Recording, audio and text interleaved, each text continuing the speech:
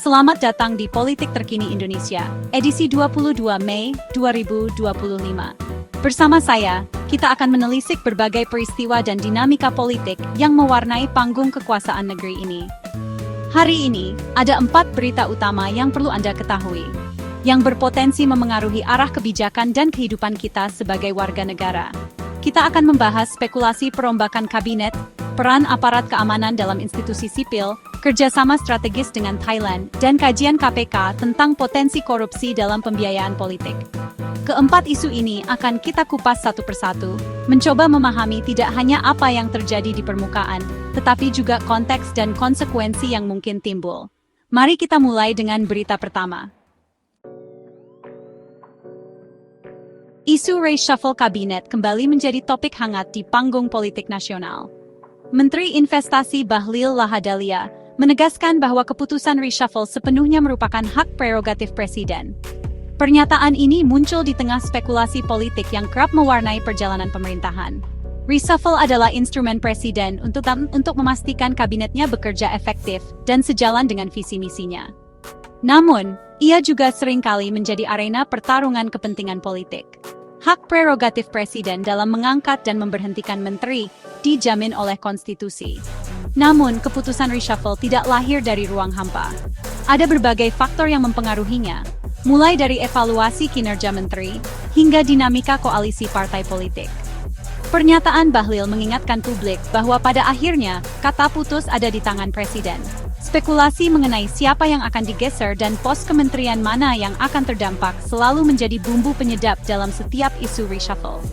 Media massa ramai memberitakan, pengamat politik memberikan analisisnya, dan publik pun turut menebak-nebak.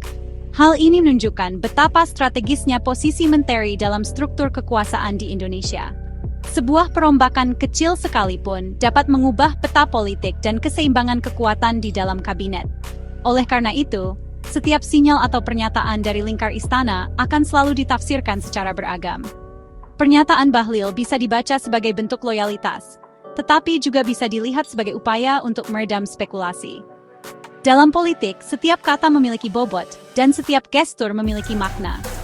Isu reshuffle mencerminkan bagaimana seorang presiden mengelola kekuasaannya dan menjaga stabilitas pemerintahannya. Apakah reshuffle dilakukan atas dasar pertimbangan profesionalisme dan kinerja, ataukah lebih dominan nuansa politisnya?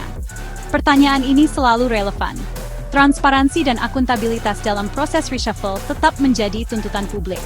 Kita akan terus memantau perkembangan isu reshuffle ini.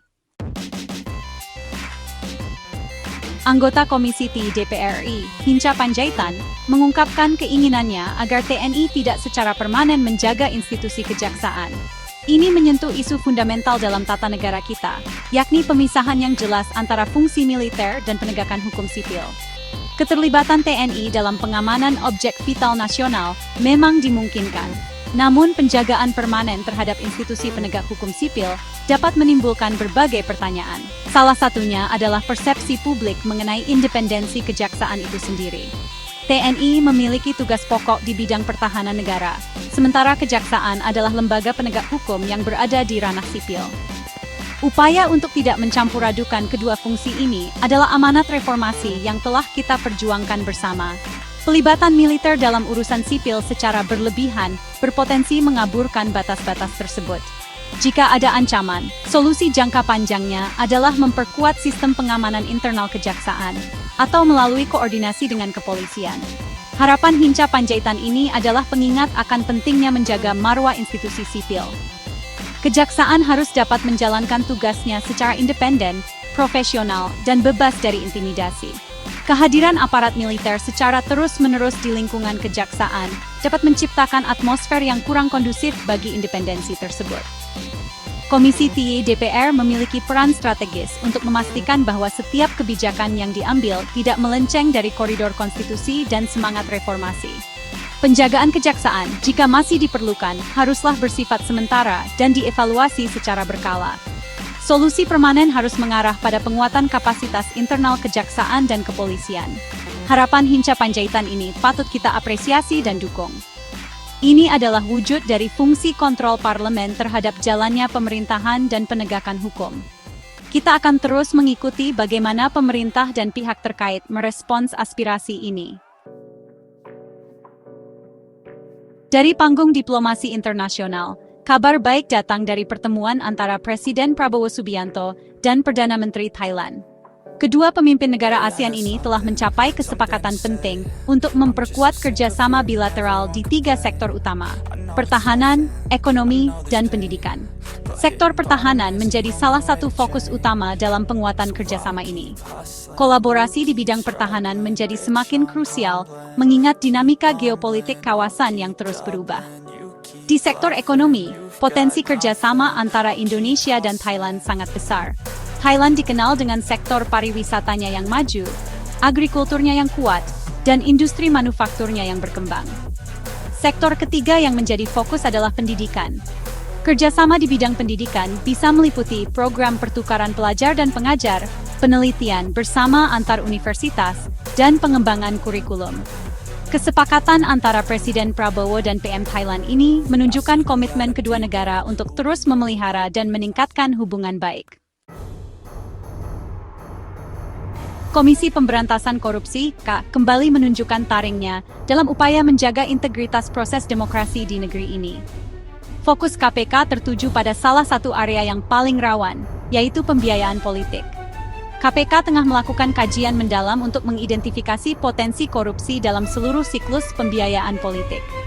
Politik membutuhkan biaya, namun kebutuhan akan dana ini seringkali membuka celah bagi masuknya uang-uang haram atau praktik-praktik ilegal.